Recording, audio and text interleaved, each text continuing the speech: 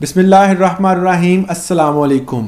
मैं हूं एडवोकेट मोहम्मद इशफाक और आप देख रहे हैं मेरा YouTube channel just to law.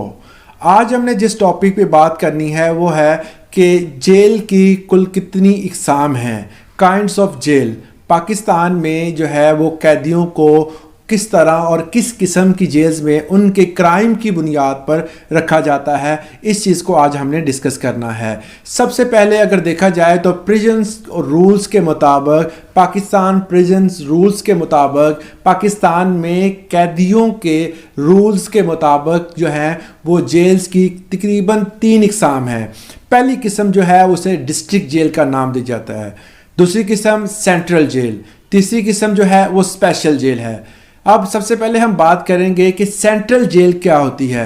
Central jail her division में एक सेंट्रल जेल होती है, जिसमें अगर कोई बंदा जो है जिसका केस चल रहा है अदालत में, उसको कोई अगर सज़ा हो जाती है, उस सज़ा के बाद जो है उस बंदे को मुस्तकिल तौर पर जितनी उसने सज़ा जो है उस कैदी ने जो है वो कैद खाने में गुजारनी होती है, उसको सेंट्रल जेल में भेज दिया जाता है। डिवीज़न में एक सेंट्रल जेल होती है और जो प्रोविंशियल लेवल पर इस सेंट्रल जेल को जो है वो स्पेशल जेल का दर्जा भी दिया जा सकता है। वो डिफरेंट जो औकात पे ऐसा मुमकिन होता है। उसके बाद आ जाती है बारी डिस्ट्रिक्ट जेल। अब डिस्ट्रिक्ट जेल की आगे सब ब्रांचेस हैं। हमने पहले डिस्कस किया कि 3 जो है पाकिस्तान प्रिजन रूल्स के मुताबिक जो है वो 3 बेसिक जो है इसकी जो शाखें हैं, जिसमें डिस्ट्रिक्ट जेल है, जिसमें स्पेशल जेल है, जिसमें सेंट्रल जेल है। और सेंट्रल जेल का मैंने बताया कि हर डिवीज़न में एक सेंट्रल जेल मौजूद होती है, मगर डिस्ट्रिक्ट जेल की आगे सब ब्रांचेस भी हैं, जिनमें फर्स्ट क्लास डिस्ट्रिक्ट जेल जो है, उसके बाद सेकंड क्लास डिस्ट्रिक्ट जेल है, उसके बाद जो है वो थर्ड क्लास डिस्ट्रिक्ट जेल है। अब इन क्लासेस में कौन कौन से जराइम पेशा अफराद को रखा जाता है वो हमने डिस्कस करना है। फर्स्ट क्लास में जो जहाँ कह सकते हैं कि अफराद होते हैं, वो जो जिनकी सज़ा जो होती है वो 5 साल या इससे ज़्यादा हो, 5 साल या इससे ज़्यादा जिनकी सज़ा होगी, उनको फर्स्ट क्लास डिस्ट्रिक्ट जेल में रखा जाएगा। और यहाँ पर 500 से ज़्यादा तादाद रखी जा सकती है, मतलब मिनिमम 500 अफराद के रहने की जहाँ पर जगह मौजूद होती है।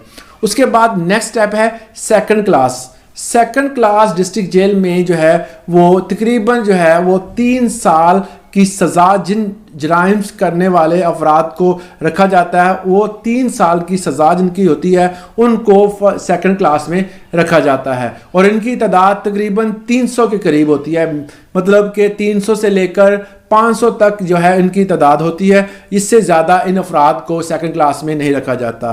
और फर्स्ट क्लास में अफराद की जो 5 साल सज़ा होती है उनको रखा जाता है। सेकंड क्लास में जो है जिनकी जो है वो सज़ा 3 साल होती है उनको रखा जाता है। अब बात करते हैं थर्ड क्लास की। थर्ड क्लास में ऐसे अफराद को रखा जाता है जिनकी सज़ा 1 साल होती है, मतलब 1 साल की सज़ा है उनकी, उन्होंने जो भी क्राइम कमिट किया है उसके बाद जो फैसला अदालत सुनाती है उसमें उनको क्या गया, अगर 1 साल की सज़ा होती है तो उन्हें थर्ड क्लास में रखा जाएगा।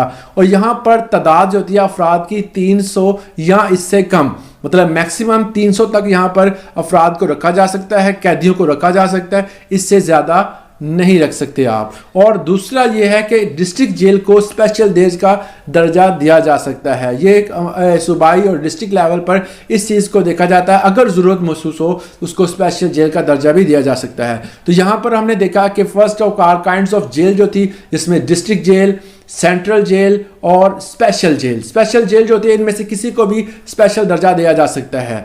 इसके बाद है कि सेंट्रल जेल में आपको पता है कि हर डिवीज़न में एक सेंट्रल जेल होती है। उसके बाद डिस्ट्रिक्ट जेल की बारी आती है। डिस्ट्रिक्ट जेल के आगे सब ब्रांचेज हैं। फर्स्ट जो है first class, second class, third class.